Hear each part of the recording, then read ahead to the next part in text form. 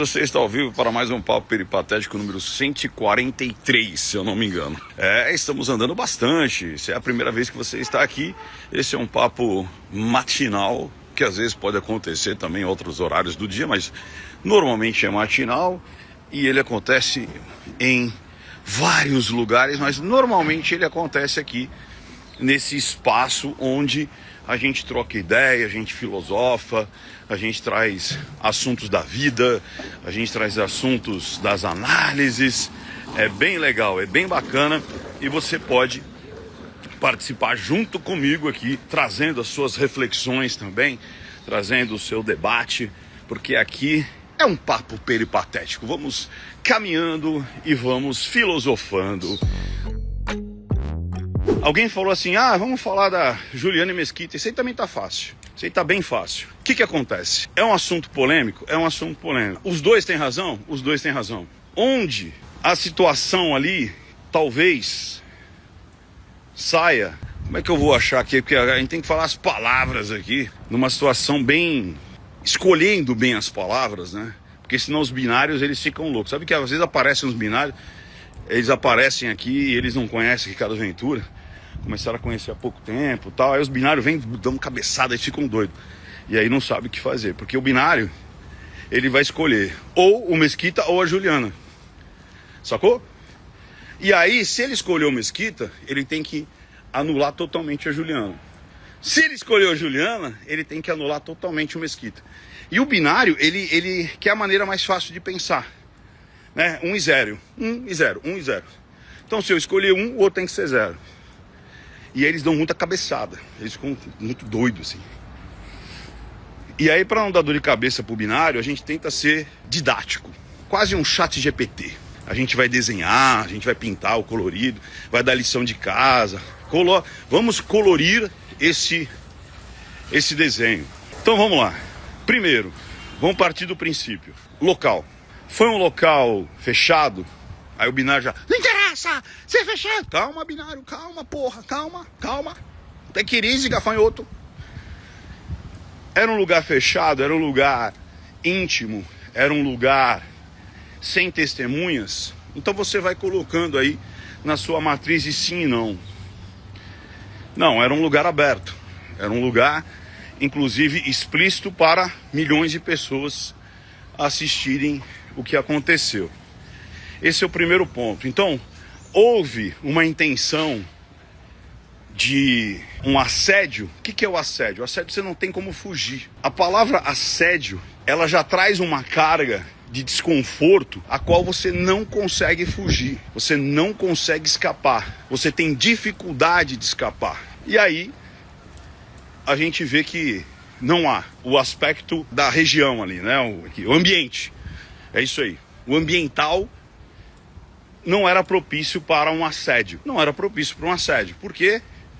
Porque o assediador, aquele que vai atacar, ele normalmente vai buscar onde não há elementos de testemunha, sacou? E aí não havia esse ambiente. Segundo, havia uma estrutura de ordem, né? De dominação.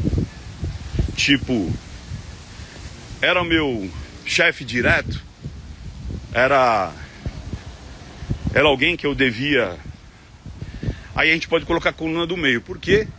Porque não era o chefe direto dela, mas era alguém que talvez ela acreditaria que tivesse mais poderes do que ela dentro da empresa. Mas não era o chefe direto dela. Ela não precisava responder às suas investidas. Terceiro, o assédio, ele tem que ter um objetivo. Senão vira Se ele não tem o poder de dominância e ele não tem um objetivo, ele pode ser, cara, um chaveco mal educado. Ele pode ser um chaveco mal educado. Mas, sabe, aquela investida sem sentido, sem noção, saca? Sabe aquela investida sem noção que você tem de um colega de trabalho, ou de alguém na rua, ou numa balada, enfim. Que é uma coisa que as pessoas têm que começar a entender, que a vida, ela não é um teatro onde cada um tem um papel pré-definido, onde as pessoas vão agir do jeito que você quer. Você vai encontrar mala sem alça, você vai encontrar pessoas sem noção, você vai encontrar criminosos, você vai encontrar pessoas que vão tentar te usurpar, te dar golpes. Então, os binários que acreditam que todos os personagens da vida vão estar extremamente bem definidos, sabendo o que passa na tua cabeça, o que é limite para você e o que não é, porque a única linha bem definida é o que está no Código Penal e no Código Civil, é uma linha bem definida.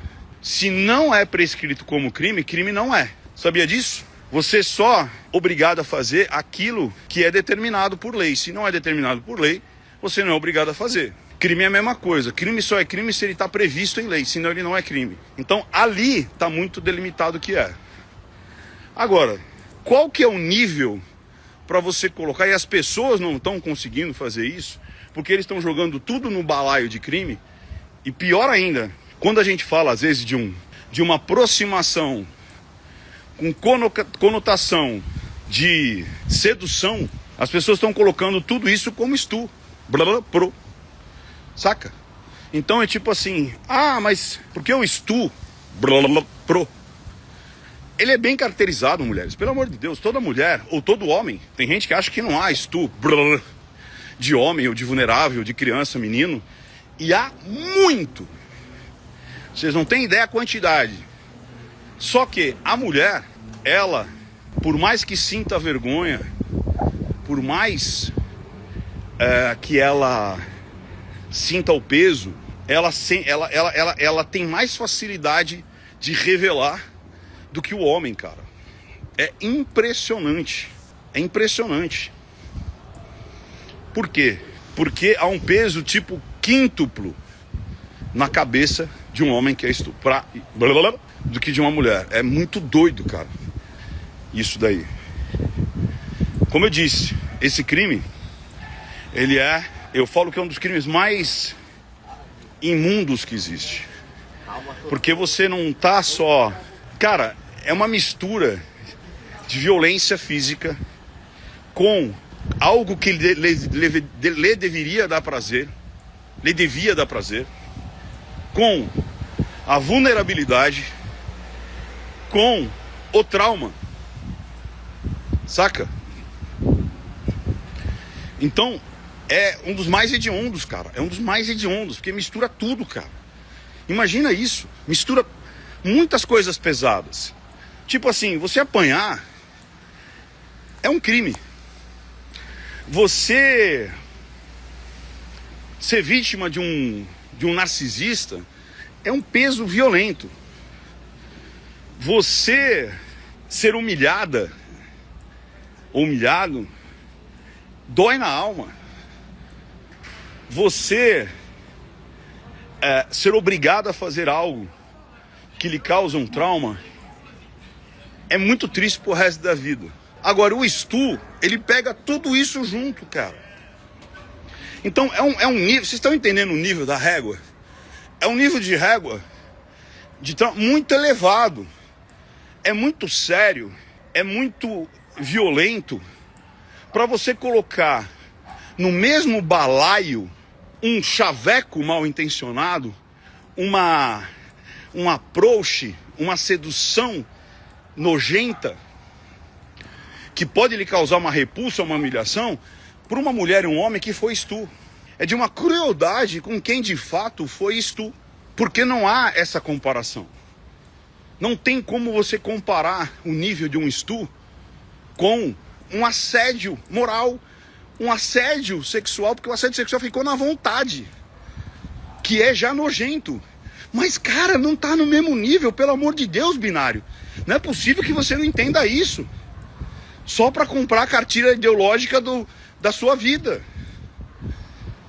Sabe? O assédio moral, o assédio sexual, ele não se concretizou como se concretizou no estupro, gente. O estupro ele é muito, mas muito mais violento. Muito. Ele é a junção de tudo isso. ao mesmo tempo. Então guarda essa informação. Aí,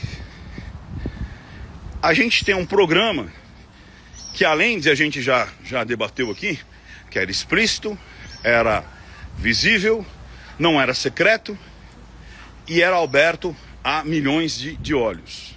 Aí você tem mais um grau, que é um grau da filosofia do programa, ou do enredo do programa, ou do objetivo do programa.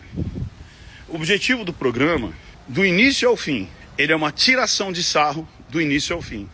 Aí o binário vai vir correndo. Aí, Ricardo, isto não pode ser considerado uma tiração de sarro. Eu não falei isso, pequeno gafanhoto. Calma. Calma. O programa, ele é do início ao fim uma tiração de sarro. A todo momento, ele é uma tiração de sarro. Sempre tem uma pitada, ou do apresentador, ou dos coadjuvantes, inclusive, né? Inclusive, a Juliana fazia parte desses personagens aí, desses componentes do elenco, sim ou não? A Juliana fazia parte do elenco, sim ou não? Componentes esses de homens e mulheres. Ela, como todos os outros, eles se submetiam e submetiam os personagens ali, até os entrevistados, em situações embaraçosas, sim ou não? Responda só isso pra mim. O Murilo, o próprio Léo Lins, quando lá estava, né? O Diguinho, o próprio pessoal da banda. Quantas e quantas vezes o pessoal da banda foi colocado em situação vexatória? Sim ou não? Quantas e quantas vezes o Diguinho foi colocado em situação vexatória? Quantas e quantas vezes a própria Juliana foi colocada em situação vexatória? Quantas e quantas vezes eles mesmos se colocavam em situações vexatórias, humilhantes, depressivas, sim ou não? Quantas e quantas vezes o próprio elenco se zoava com o próprio elenco? Quantas e quantas vezes o elenco me zoaram quando eu estava lá? Eu zoei com eles quando eu estava lá? Eu fui 2 vezes lá no De Noite. Quantas e quantas vezes? Ela mesma fez o cachorrinho, sabe o cachorrinho da perna? Ela mesma fez o cachorrinho num rapaz lá. Então, essa situação toda traz um rito do qual você não pode ser asséptico e falar assim, vou ver a cena simplesmente num corte, saca? Agora, o convidado também era um apresentador humorístico, né? O Otávio Mesquita, ele é conhecido por... Ele, inclusive, ficou conhecido justamente por o repórter do Gala Gay. Talvez muita gente nem era nascido, tá nessa live, nem lembra disso aí. Quem lembra? Ele ficou muito famoso, ele despertou para a mídia e para a televisão. Ele fazia entrevistas no banheiro. Ele fazia entrevistas no Gala Gay. E se eu não me engano, ele ia fantasiado de Batman. E aí, ele ficou conhecido justamente, se eu não me engano, nos anos 80 ainda. Ele nasceu fazendo entrevistas. Ele foi o primeiro cara que entrou no banheiro. Ele pegava as travestis fazendo xixi de pé ali, entendeu? E entrevistava. Era uma situação extremamente maluca. E até hoje, ele tem essa conotação debochada. Então, quando você pega todos esses elementos aí e você vê a entrada dele, uma entrada, inclusive, que ele entra de ponta cabeça, eu não sei quantos de vocês, senhoras e senhores, binários ou não, já ficaram de pendurado de ponta cabeça por alguns minutos. Não sei se você já tem essa conotação de quando você está de ponta cabeça, e principalmente quando o sangue começa a ir para a cabeça ali, só de virar de ponta cabeça, você já perde, inclusive, a noção de norte, sul, leste, oeste, cima, embaixo. Há uma confusão espacial muito grande. E é óbvio que ele aproveitou disso para ficar tentando pegar um, pegar outro.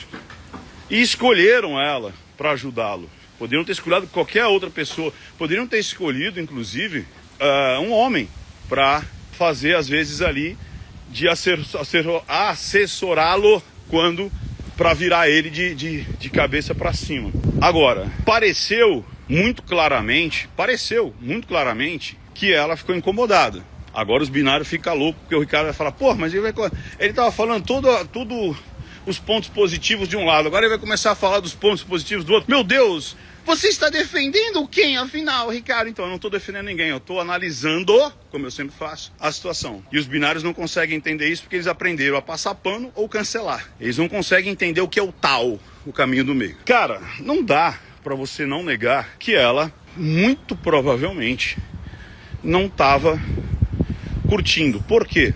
Até o Danilo fala, olha, ela tá fazendo cara de brava, mas ela gostou. Então você vê que há o aceite de alguém que inclusive convivia com ela todos os dias e sabia fazer a leitura não verbal dela. Ela poderia ter mudado de forma de pensar, ela poderia ter mudado de opinião em relação a até aqui eu brinquei com todo mundo, até aqui eu fui debochada, até aqui eu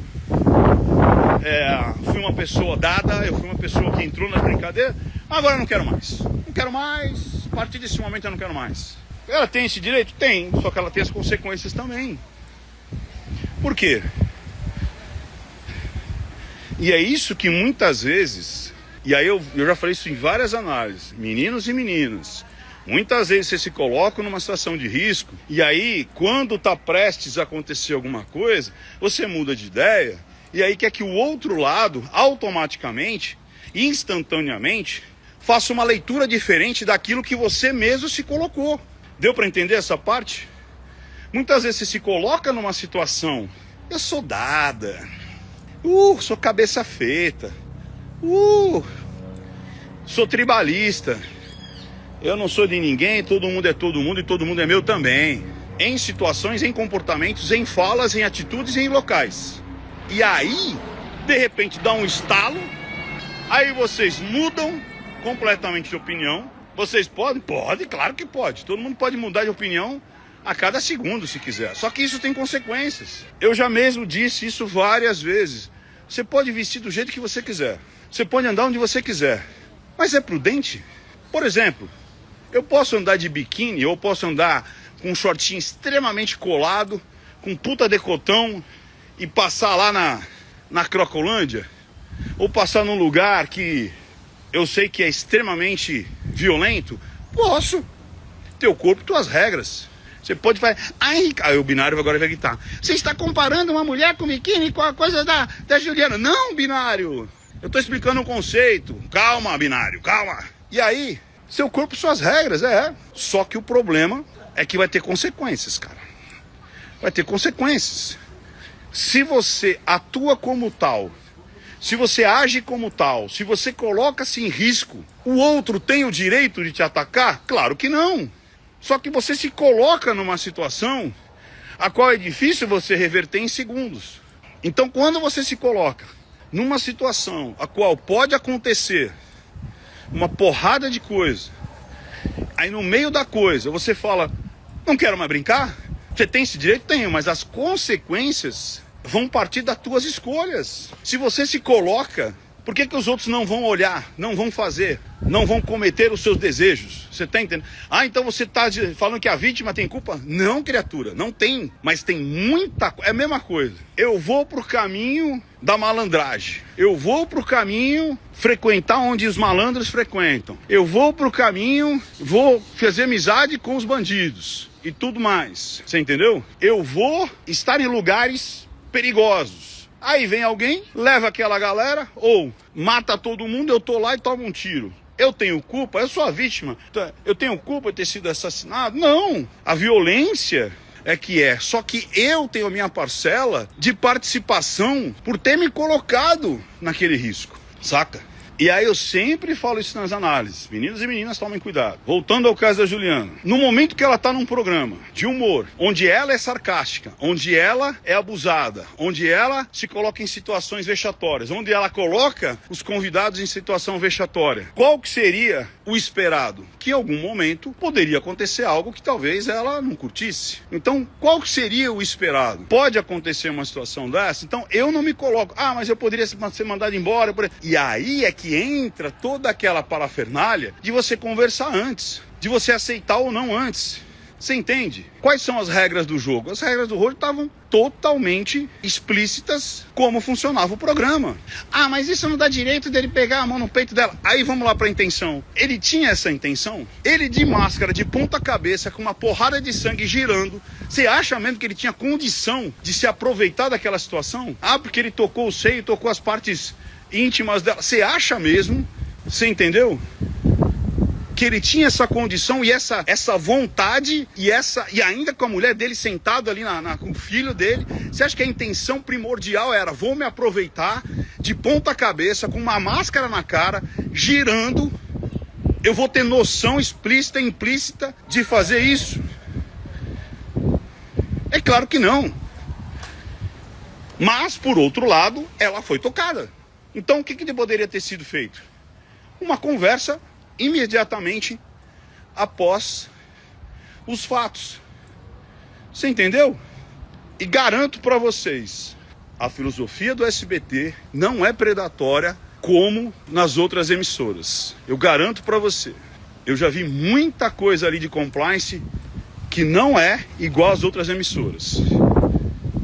Ela poderia ter conversado: ah, mas olha, vocês viram que eu me senti desconfortável, tal,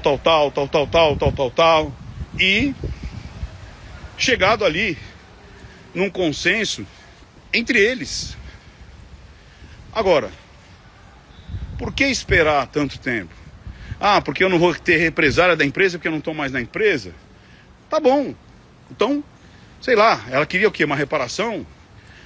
Ela se sentiu extremamente, como eu falo, todo o contexto mostra que não houve a intenção explícita e implícita, o objetivo do Mesquita. Ela se sente incomodada, mas aceita a situação por N motivos. Agora, sabe o que mais pega em tudo isso? É o grau aonde ele, ou melhor, ela, coloca toda essa situação, que é um grau de estupro. Cara, vou pegar a palavra do Jaime aqui. Ela foi desonesta. Eu acho que ela foi desonesta. Essa acho que é a palavra. Acho que essa, a melhor palavra é desonestidade. Pode ter sido uma situação vexatória? Pode. Concordo que foi uma situação vexatória. Aí ela que vai brigar na justiça se aquela situação vexatória poderia ter sido evitada ou não. Ela pediu reparação ou não. Ela explicitou aos seus... que é isso que tem que fazer nas empresas. Eu já treinei muito compliance e eu treino até hoje compliance no sentido dessa análise subjetiva das coisas, da análise da linguagem silenciosa, para entender se aquilo que está acontecendo de fato é um assédio ou não. Eu estou fazendo muito compliance, cara, em grandes empresas multinacionais. Sabe por quê? Porque você tem que tomar cuidado no compliance, né, na conformidade, quando chega a demanda, quando chega a denúncia. Não é porque chegou a denúncia que a denúncia é verdadeira. E é isso que o mundo está fazendo. Chegou a denúncia, pronto. Acredite na denúncia e ponto final. Não é assim. Não é assim. Não deve ser assim. Vamos lá. Quem aqui é pai e mãe? Vamos lá. Vamos pegar um núcleo base? Vou pegar um núcleo base. A partir do núcleo base você consegue entender muita coisa. Quando você, quanto pai, quanto mãe, você recebe uma denúncia do seu filho: mãe, o Júnior está me batendo. Ou mãe, pai, a Mariana, ela quebrou meu Falcon. Que agora não é mais Falcon, né? Agora é o quê? Quebrou o Stitch. Quebrou meu Stitch. Você automaticamente acredita na denúncia? Você já vai impor o castigo ao outro lado, sendo o menino ou a menina, ou o primo, ou o vizinho? Ou você vai investigar aquela denúncia? Quando o seu filho chega pro juiz, que é você, e fala assim: mãe, a minha prima, ela puxou meu cabelo. Você vai já acatar aquela denúncia como verdadeira? Sim ou não? É lógico que não, você vai investigar a criatura. Então, se nas coisas mais simples você investiga, quer dizer que nas mais complexas você não vai investigar? Nas mais simples você vai investigar. Quer dizer então que nas mais complexas não? O que vale é a denúncia e ponto final? Ah, mas ela denunciou que foi estupro. A outra lá na Europa denunciou que não sei o quê. A Mary Ferrer denunciou que... A Nájila denunciou... Então, acabou? É assim que funciona? A denúncia acabou? O que vale é a denúncia? Assim lá como a família Brits, que denunciou que o rapaz estava molestando a mulher dele, e por isso ele matou e cortou o bilau dele. Então, a gente aceita a denúncia? É isso? E dane-se? É isso que a gente faz? Ou a gente vai investigar? Então, peraí. Então, nesse caso, o que tem que fazer? Uma investigação da denúncia, sacou? Vai investigar. Agora, qual foi a acusação? Estupro? Não, não cabe. E aí, quando? E por que muitas vezes o advogado faz isso? Porque me parece que o estupro ele não prescreve. Ah, então vamos colocar. Mas, cara, peraí. Foi isso que aconteceu? Não interessa. Vamos colocar. É igual Maria da Penha. Cara, se você fizer um levantamento... 90% das denúncias de Maria da Penha não se enquadram na Lei 11.300. Inclusive, a gente tem que começar a dar o nome certo. A Lei é 11.340. O apelido que dão a ela não dá jus ao nome. É uma lei extremamente importante, extremamente útil para as mulheres que são vítimas de criminosos. Esse é o nome, criminosos. Só que ela é usada hoje, à torto e ao direito, para ressarchar ex-parceiros, ressarchar, humilhar, barganha para ver filhos, barganha de pensão. Você entendeu? Em detrimento daquelas mulheres que realmente precisam da lei. A lei é totalmente desacreditada. Já até pelo próprio histórico da pessoa que deu o apelido a ela. Que foi um absurdo. É só você ler o processo e você vê a quantidade de absurdo que tem no processo. Não é opinião, é ler o processo. Então, quando uma Juliana coloca que ela foi estupro pelo Otávio Mesquita, ela está jogando no lixo tudo aquilo que aconteceu, ela está humilhando, ela está desprezando, ela está acabando com toda a dor de mulheres que realmente foram estupro, sacou? Porque ela não está atacando o Mesquita, ela está atacando centenas de mulheres e de homens que de fato foram estupro. É uma desonestidade, não com Mesquita, mas com todos os homens e mulheres que foram vítimas de fato de um estupro. Simples assim. Isso é de uma desonestidade moral, social, jurídica, o que ela fez. Ela poderia ter, como eu falei, até a posteriori, falar, olha, eu não gostei do que aconteceu. Vamos conversar sobre isso? Você entendeu? Então essa é a minha análise sobre esse caso. Esse caso é muito mais como as pessoas estão tratando o estupro do que qualquer outra coisa.